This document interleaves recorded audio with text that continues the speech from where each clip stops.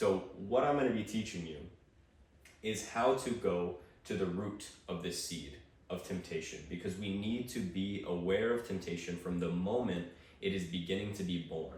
We have to watch this seed from the very beginning, because this is when the seed is most vulnerable, before it has grown into anything. Because when it grows into something, it will start to have roots, it will start to have a deeper pull and a deeper gravity against your own will.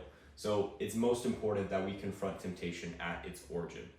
And with that being said, we just got to get right into step one. So step one is catching the seed, which means going to the origin of temptation.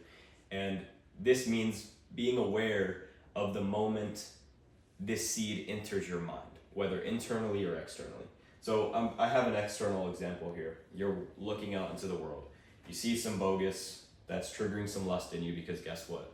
Everything in the world today seems to want to trigger degenerative lust in men, and it's a shame. So you're not going to really avoid this unless you get very, very deliberate about it. But let's say you're going through the world, you see some lustful temptation, it comes back at you.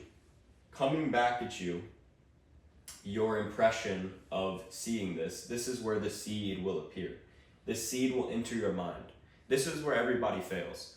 They allow the seed to enter their mind and they ignore it completely. They just try and push it away, they try and run away from it. And what happens is that seed inevitably grows, because subconsciously, all your lustful tendencies are playing around with it. They're trying to make it grow. They're trying to create that relapse because they want to satisfy themselves. This is why you have to be aware of yourself, because if you don't catch the seed and watch how it tries to grow in your psyche, you'll never be able to destroy it. So the principal teaching of catching the seed is to be aware of yourself the moment some type of lust emerges within you or comes in from the external, because we are going to have to watch it and separate from it and then destroy it.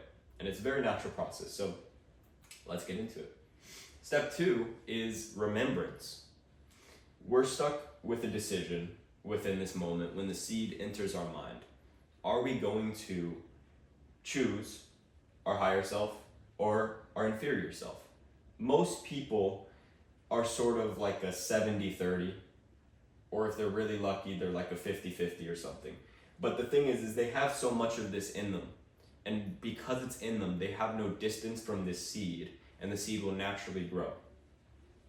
What we have to do here in step two is choose to align ourselves with our superior self, with anything superior, any real reason for existing in a positive way. We have to align ourselves with this, because this is what's going to power us and enable us to actually destroy the seed of temptation that's trying to grow and destroy our progress and destroy our efforts to free ourselves from lust. We need to align ourselves with this person. And it's okay that we're a mix. This is kind of natural. We've grown up in this way. But to destroy lust, we have to separate ourselves more and more and more from all of these lustful tendencies and all of these evil tendencies within us. So we have to align ourselves with this. But the question is, how do you align yourself with that effectively, with your superior self? You need to strengthen your connection and your alignment with it. You have to align with your superior identity if you ever want to escape lust. If you don't, all those inferior attachments that you've been holding on to your entire life, they're gonna come back and they're gonna try and pull you. They have power, they have gravity. You need to equalize and overcome that gravity by building a gravity in the superior self. So, how do we do this? We have to remember our superior self and choose to align with that and not with the inferior ways. How do we strengthen it? Well, we need a sacred why, okay? I'm gonna give some examples here. This is what I like to talk about in New Right, because this is what really helped me. But everyone can have sort of their own individual why, whether that be to be the best man possible for their wife someday, or for their children, or for their own sake, whatever it may be. You need a why. You need a very powerful why. But I'll tell you what mine was when I was dealing with all this and very stuck in lust. My why was this ideal I had in my mind of becoming a man that was upright, that was correct, that had a meaning for existence, that was living for a real superior reason. this was a principle why, and I think everybody should adopt it. Becoming an upright man.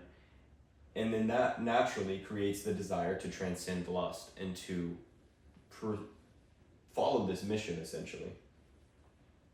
And these three are kind of all the same, but it also means listening to the fiery call of the soul. And I found that these three things create a lot of gravity and a lot of power that can be used to fight and transform lust. This is what I did. I had this call in my soul back when I was so stuck and trapped in lust and disgusting habits. I had this call in my soul to be better, to be upright, to live a life worth living, even if it meant that I had to do hard things, like separate myself from lust. That call in my soul was so strong that I was able to stand by it and separate from all the negative tendencies I had in the past. Multiple times a day, jacking off, to terrible pornography. I mean, degenerate stuff, some disgusting stuff.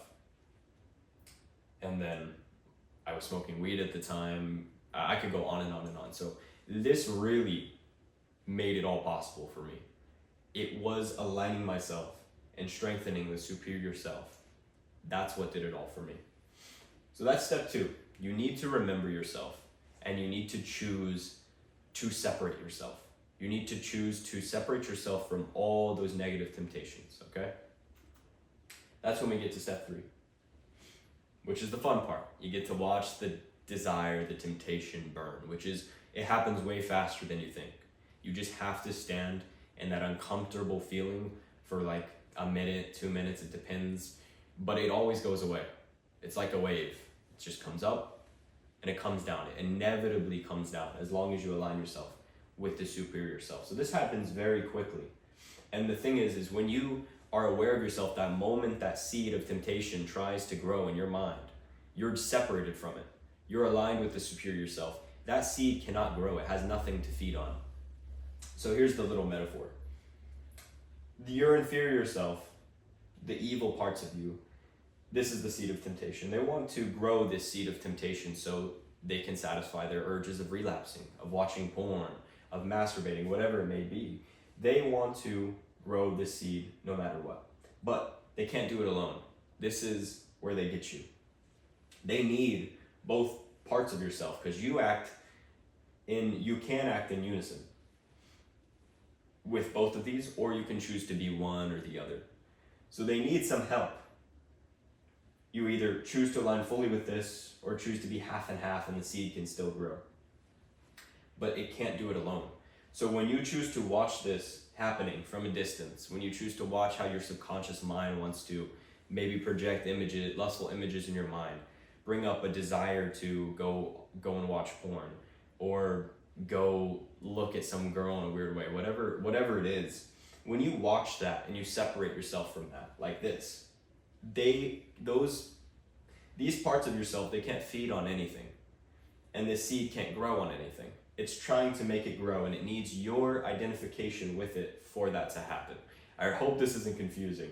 I know it might partially be, but I think you can probably understand it. So without your help, the seed can't grow.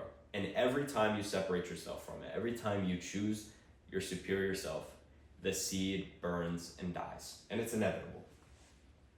So what you do is you separate yourself and you watch these parts of yourself burn and dissolve and dissolve. And what happens beautifully is the more you separate yourself from lust and you free yourself from lust, this dude right here gets smaller and smaller and smaller until his efforts have no power over you. And that's the personal state that I'm in right now, where it doesn't matter what type of temptation lust tries to throw at me through the world. I'm not going to go watch porn. I'm not going to go masturbate. That's gone from me. And this is the same state that you can get to as well. But I use this exact process, okay? That is the 3-step technique. Now, I need to make an important note on belief, okay?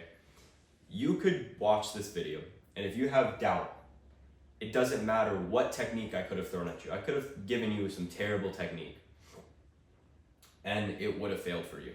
But this technique's really good, and if you have doubt, it's going to fail for you. But if you have even some level of belief that you can do this, and that this is possible for you to overcome this, Because it's not about the technique being good or not good enough. It's solely about, do you believe in your ability to transcend this? And it doesn't take much. You just need to have some degree of understanding that you have the power to separate yourself from lust, from porn, and masturbation. You need to believe that you have the power to free yourself from lust and from your inferior self. If you believe that, even a little bit, you can do it. So you need to have belief. And when you apply this, if you have faith in yourself and your ability to do this and apply it, you will. And you will succeed. This is the realest technique I could give you on transforming urges. This is the no BS technique. You know, people will tell you, oh, you need to block out every porn website. You need to hide from the world and live in your room for a month. This is the real way. And what they're saying, you still have to pass through the same process. There's no getting around it, okay? There's a hard process to it. But it's not as hard as you think. And you need to believe in your ability to get past it, because once you do, you will be free. And that paradise of being free from lust and free from pornography is so infinitely worth it. To choose to listen to the fire of your soul, to choose to be an upright man, to choose to walk a superior path, that will bring you so much more fulfillment than staying stuck in lust and pornography ever will. So that's the video, guys. I really hope this one helped for you. Go down, comment, let me know what you think. If you have any questions or anything, I'd be happy to say something. And like the video. Thanks, guys. I'll see you in the next one.